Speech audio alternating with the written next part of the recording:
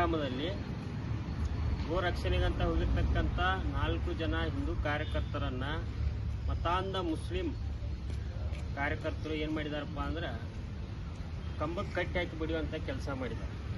ಇದರ ವಿರುದ್ಧ ಸಾಕಷ್ಟು ಹಿಂದೂ ಕಾರ್ಯಕರ್ತರು ಅಲ್ಲಲ್ಲಿ ಕ್ರಮಗಳನ್ನು ಕೈಗೊಂಡು ಮನವಿಗಳನ್ನು ಸಲ್ಲಿಸ್ತಾ ಇದ್ದಾರೆ. ಆದರೆ ಸರ್ಕಾರ ಇನ್ನೂವರೆಗೂ ಎಚ್ಚೆತ್ತುಕೊಳ್ಳದೆ ಯಾವುದೇ ರೀತಿಯಾದಂಥ ಕ್ರಮಗಳನ್ನು ಆ ಒಂದು ಮುಸ್ಲಿಂ ಯುವಕರ ಮೇಲೆ, ಗುಂಡಾಗಳ ಮೇಲೆ ಇನ್ನೂ ಯಾವುದೇ ರೀತಿಯಾದಂಥ ಕ್ರಮವನ್ನು ಕೈಗೊಂಡಿಲ್ಲ. ಆದ ಕಾರಣ ಕೂಡಲೇ ಅವರನ್ನು ಬಂಧಿಸಿ ಅವರನ್ನು ತಕ್ಕ ಶಿಕ್ಷೆಯನ್ನು ಕೊಡದೆ ಹೋದಲ್ಲಿ ರಾಜ್ಯಾದ್ಯಂತ ಈ ಬೆಳಗಾವಿ ಜಿಲ್ಲೆ ಬಂದು ಕರೆಯುವಂಥ ಕೆಲಸವನ್ನು ಶ್ರೀರಾಮ್ ಸೇನೆ, ಹಿಂದೂಸ್ತಾನ್ ಮತ್ತು ವಿವಿಧ ಹಿಂದೂ ಪರ ಸಂಘಟನೆಗಳಿಂದ ಮಾಡಲಾಗ್ತದೆ.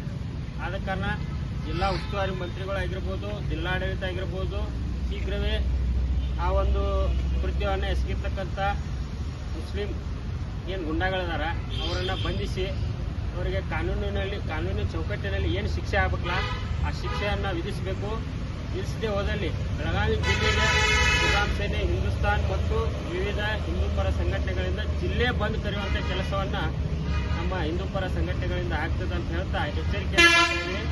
ಆದ ಕಾರಣ ಕೂಡಲೇ ಜಿಲ್ಲಾಡಳಿತ ಮತ್ತು ಜಿಲ್ಲಾ ಉಸ್ತುವಾರಿ ಮಂತ್ರಿಗಳು ಈ ಬಗ್ಗೆ ಸೂಕ್ತವಾದಂಥ ಕಾನೂನು ಕ್ರಮವನ್ನು ಕೈಗೊಳ್ಳಬೇಕಂತ ವಿನಂತಿಯನ್ನು ಮಾಡ್ತಾ ಇದ್ದೀವಿ. ಇದಲ್ಲದೆ ಹಿಂದೂ ಪರವಾದಂಥ ಕಾರ್ಯಕರ್ತರಿಗೆ ಏನಾದರೂ ಸಮಸ್ಯೆ ಆದಲ್ಲಿ ಸ್ಥಳೀಯವಾಗಿ ಶಾಸಕರು, BJP ಪಕ್ಷದಲ್ಲಿರ್ತಕ್ಕಂಥ ಶಾಸಕರು ಸಾಕಷ್ಟು ಹಿಂದೂ ಪರವಾಗಿ ರಾಜಕಾರಣದಲ್ಲಿ ಮಾತಾಡ್ತಾರೆ.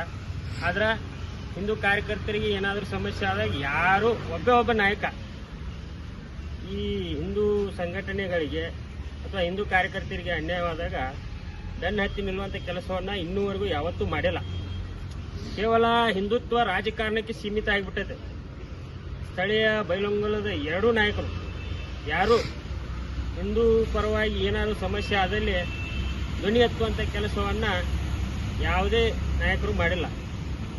ಇನ್ನು ಮುಂದಿನ ದಿನಗಳಲ್ಲಿ ಹಿಂದೂ ಕಾರ್ಯಕರ್ತರಿಗೆ ಅನ್ಯಾಯವಾದಾಗ, ಅವರಿಗೆ ಏನಾದರೂ ಸಮಸ್ಯೆ ಆದಾಗ ಇಲ್ಲಿ ಸ್ಥಳೀಯ ನಾಯಕರು ಸ್ವಲ್ಪ ಧ್ವನಿ ಎತ್ತುವಂಥ ಕೆಲಸ ಮಾಡಬೇಕಂತೇಳಿ ಕೇಳ್ಕೊತೇವೆ. ಅಕಸ್ಮಾತ್ ಧ್ವನಿ ಎತ್ತದೇ ಹೋದಲ್ಲಿ ಮುಂದಿನ ದಿನಗಳಲ್ಲಿ ಇದರ ಪರಿಣಾಮ ತುಂಬ ಗಂಭೀರವಾಗಿ ಎದುರಿಸಬೇಕಾಗ್ತದಂತ ಹಿಂದೂ ಕಾರ್ಯಕರ್ತರ ಪರವಾಗಿ ಮತ್ತು ಹಿಂದೂ ಸಂಘಟನೆಗಳ ಪರವಾಗಿ ಎಚ್ಚರಿಕೆಯನ್ನು ಕೂಡ ಅವ್ರಿಗೂ ಕೂಡ ಕೊಡ್ತಾ ಇದ್ದೀವಿ.